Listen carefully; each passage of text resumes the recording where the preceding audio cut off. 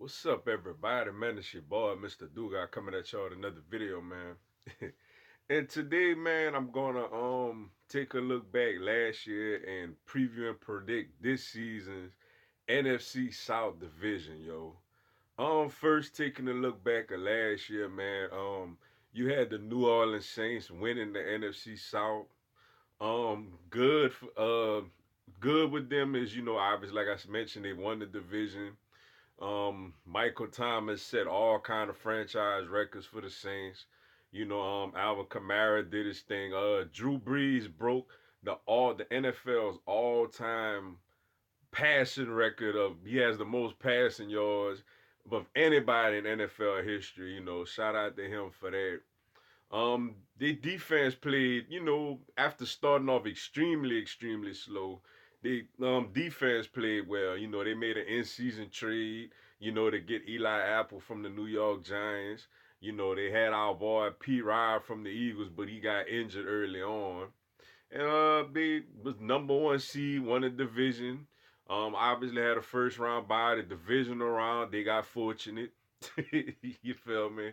My Eagles went over there. We had a 14-0 lead, man. Then credit the Saints. Defensively, they played well. Michael Thomas really started killing us, man.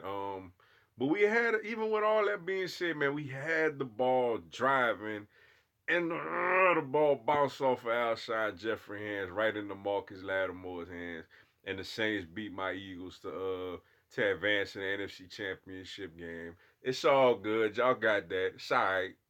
You feel me? But then in the NFC Championship game, man, they took on the Los Angeles Rams, jumped out to an early 13-0 lead. Then it was kind of the Rams started getting it together. They start going back and forth. And then you had probably the worst missed call in NFL history, man. Nikel Roby Coleman just clotheslines Tommy Lee Lewis, man, and they ain't called nothing. Like the ref was like, "Huh? Wait, what? What happened?" I mean, it was so bad, man. You got people in Louisiana, man, like this in New Orleans and stuff. You feel me? Trying to sue, like trying to get lawyers, trying to get a rematch, man. It got bad, man. It got real bad, yo. And then unfortunately in overtime they fell short, man. Tough call, man. The refs got to make that call, man. But at the same time, I mean, you up 13-0 at home, man. You got to put that team away. You feel me? Um, yeah, good season for them overall, man. Then you had the Carolina Panthers. I want to say finished second, or was it the Falcons? No, it was the Atlanta Falcons finished second. Uh, you know, Injuries, man. They just had so many injuries to such key players last year, man. You had Devontae Freeman, missing a lot of the season last year. Deion Jones, man, a big time linebacker, man. He missed 10 games. Keanu Neal, man, tore his ACL against us on opening night. They had a whole lot of injuries, man, and they with Freeman basically being banged up, they had Coleman for a little bit. They couldn't really run the football nor really stop the run or really rush the passer like they wanted to last year. It was a tough season for the Falcons, man. As the injuries just really got a hold of them, yo. For the Carolina, then you had the Carolina Panthers, man. They started off extremely strong. They started off 6-2. You feel me? Cam Newton was pretty much looking like an MVP candidate. He was out there running in touchdowns. He was throwing the ball. He was doing this thing. He was doing everything like he pretty much was doing the year they went to the Super Bowl, except for hitting the dad. Shout out to Migos. Um, then his shoulder got banged up, man. And he tried to play through it, and obviously he was not the same quarterback. And their season just nosedive, man. And I think they went on like a 9-game losing streak or something like that. And yeah, it got pretty ugly, man. And obviously, they ain't make the playoffs after such a strong start when it looked like early on they was in contention for the division. Then you had the Tampa Bay Buccaneers, man, who came out last season with a bang. Mr. Ryan Fitzmagic, Fitzpatrick, whatever you want to call him. He came out with a bang, man. He lit us up too. And they jumped out. They it was what 2-0 or something like that when he threw like for 400 or 500 yards both games. The first 2 weeks of the season, Ryan Fitzpatrick was the NFL MVP, man. Then he started becoming himself, man. He started turning the ball over a lot. Then they got Jameis Winston back out there because he served a suspension to start the season. And they basically was playing musical chairs with their quarterbacks, man. Ryan Fitzpatrick would start the game, do bad, they'll put Winston in and he'll play great. They'll start Winston the following week, he'll do bad, they put Fitzpatrick in and he do great. And that basically was the Tampa Bay Buccaneers season, which basically led to, the firing of their head coach. You know what I'm saying? So here we are, man. That was the NFC South basically last year.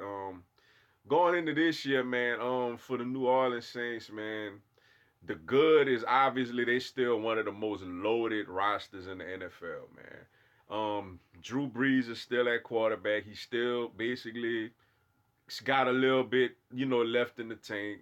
Alvin Kamara is one of the most dynamic running backs in football.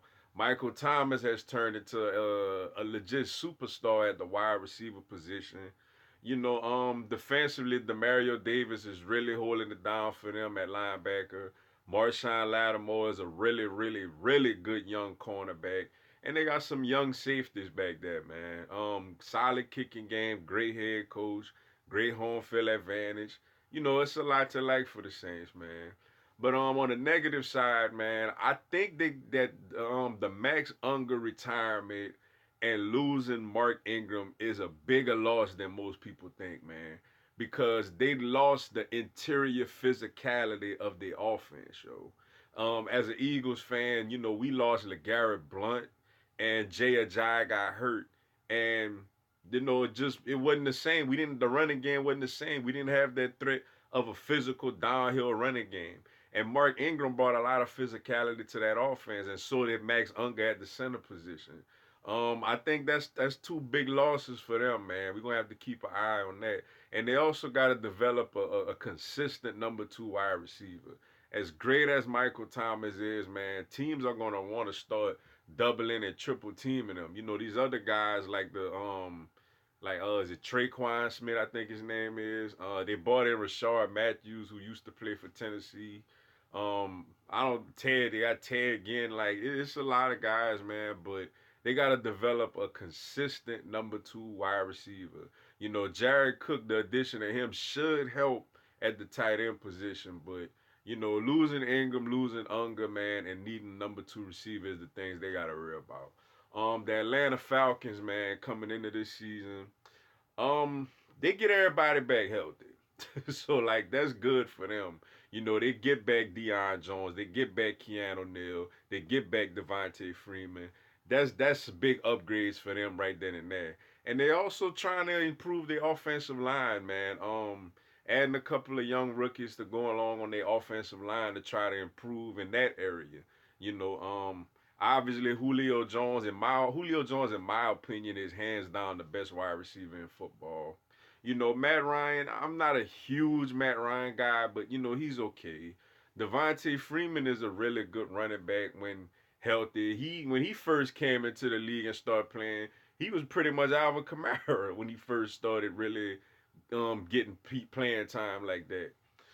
Defensively, they locked up. I see they locked up Grady Jarrett, their D tackle. He's a really, really good player. They also locked up Deion Jones. He's a really, really good player. Get Keanu Neal back. They got Trufant, man. Ricardo Allen. This Falcons team is very talented, man. Like, don't get me wrong, it's a very talented team, man. If they could stay healthy, they're extremely talented, man. The negatives with them though, man, is can these young guys come in on this offensive line and solidify the position? Can Matt Ryan be more consistent? At times, man, he looks like a great quarterback. But then he was an MVP a couple of years ago. But then at times, man, he just looked downright average. Can he get consistent play for the Atlanta Falcons going into this season? And can they stay healthy, man?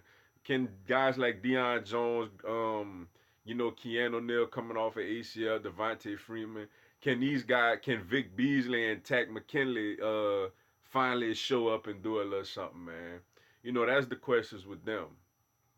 For the Carolina Panthers, can Christian McCaffrey, man, I really like him, man. He came on really, really strong toward the end of the season last year. As early on it felt like Cam Newton was taking all his touchdowns. They'll get down to the 2 yard line, Cam will fake it to him, and Cam would keep it in himself, dancing and waving, going into the end zone. But then the one good thing is once he banged up his shoulder, they couldn't rely on him as much as a runner. So in came Christian McCaffrey, who showed like though he's a smaller back, showed that he's capable of carrying the workload as a workhorse running back, man. And it looked like he bulked up a good bit this summer too. So I'm expecting big things out of Christian McCaffrey this season. The receiving core, they lost Devin Funches, but they got some young guys, man, like Curtis Samuel and DJ Moore ready to step in and do their thing. You know, tight end, man, Greg Olsen getting a little long in the tooth, man, but he's still nevertheless if he healthy, he's still a solid tight end. They added Gerald McCoy from the Tampa Bay Buccaneers to go along the interior defensive line. Linebacker core, they still got, one of the, in my opinion, one of the two best middle linebackers in the NFL. Is out of him and Bobby Wagner, if you ask me. Luke Kuechly still over there, Captain Luke as they call him, patrolling the middle. Now what's interesting, they don't have Thomas Davis there no more, man. He's been a long, long stay and a steady piece to the Carolina Panthers defense in the middle there. It's gonna be curious to see how they do with them. And their secondary is young, but a guy like Dante Jackson stepped in big time for him last year. But this year is about is Cam Newton ready to, step in and play and be healthy? Like I said, Carolina was on their way to the playoffs with a 6-2 record last year before, everything just fell apart and Cam Newton's shoulder just, got banged up, man. Then you look at the Tampa Bay Buccaneers, man, coming into this season. Is Jameis Winston gonna finally show he's worthy of the number one pick that they spent on him years ago, man? He has talent clearly, and he's shown very good ability at times. It's just staying consistent. He has a lot of turnovers and makes a lot of bad decisions. Now this should be an explosive attack the seams, attack downfield offense that Bruce Arians is going to bring to Tampa Bay. I look for a guy like Mike Evans, man, even though he's been doing this thing anyway, to have a real big season and try to thrive in this offense. As I look for Arians to find all kind of ways to get him the football. You also got a very athletic tight end in O.J. Howard. Their running back position is a bit suspect, man. Ronald Jones, who they drafted last year, has not, basically it's only 1 year, so you got to give him at least another year or two. But up to this point, he's been a bust. So he got to step in and help solidify that run game. Defensively, they lose Gerald McCoy, but they bring in the Ndamukong Suh. I mean, I can't really say it's an upgrade. I can't say it's a downgrade. Really, I don't really know. Like, to be honest. Linebacking core, man, they got the big homie Devin White from LSU, man. I'm telling you, and I'm not just saying this because I'm also an LSU fan, but this guy is going to be a superstar. He's sideline to sideline. He could blitz, he could cover, and he's a vocal and emotional leader, man. I think Devin White is going to be a superstar. And that's going to be the closest thing to Darren Brooks that Tampa Bay had since Derek Brooks retired. Look for Devin White, man. Big time player, superstar player for them. And they also got a young secondary, man, that, gave up a lot of yards last season, man. So we're gonna see how they do going into this season. The thing with them is Jameis Winston, is he gonna take that next step? Is he gonna become a quarterback that looks like a former number one pick in the NFL draft? If so, at least offensively, this team could show real promise. And defensively, we're going to see they got Ty Bowles over there now. He's a really good defensive-minded coach. So we're going to see how he gets the most out of these guys as they turned it around. Bruce Arians and Todd Bowles had turned it around in Arizona for that 1 year. Let's see if they could eventually do that in Tampa Bay. And now for my predictions for this division, man. 1 and 2 are like neck and neck, man. Uh, it's tough at the top, man. These two teams, I think, obviously they're the biggest rival in this division, and I think they're gonna really go at it this season, man. Is for me, it's all about who stays healthier and get more consistent play. But I'm gonna give a slight edge to the New Orleans Saints, man, to win the NFC South. I'm gonna give the edge to them because I just, even though he's 40 years old now, I just believe in Drew Brees a little more than I believe in Matt Ryan, man. I think those are gonna be the two teams fighting for the division. Obviously, you look at Michael Thomas, Julio Jones, Alvin Kamara, Devontae Freeman, um, Grady Jarrett, Sheldon Rankins, Vic Beasley, Cameron Jordan, Deion Jones, Demario Davis, you know, Trufant, Lattimore. They pretty much neck and neck, man. These teams are very much evenly matched, man. But I think the difference is Drew Brees is a little more better than Matt Ryan, and plus I like Sean Payton a little more as a head coach than Dan Quinn. So I'm gonna go with the New Orleans Saints to win the NFC South this year. Obviously, I got the Atlanta Falcons second, man. I think, and this team is capable of winning it.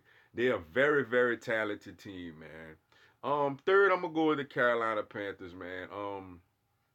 Not that they bad, I just think they just not as good right now as Atlanta and New Orleans. But I nevertheless, a solid team with some young players, man, especially at the skill positions. And I'm gonna go with the Tampa Bay Buccaneers to finish last, man. I gotta see Jameis do something before I really put my trust in him, not just as a player, but carrying himself off the field as well. So I have the New Orleans Saints winning the NFC South, the Atlanta Falcons second, Carolina Panthers third, and the Tampa Bay Buccaneers to finish last place, yo. But with that being said, man, that's all I got for y'all today. Appreciate y'all checking out the video. Go on, hit the like button, and go on, give me a subscribe, man. I'm gonna have NFL content throughout the year. Y'all have a blessed one. Fly Eagles fly. See you week 2, Atlanta.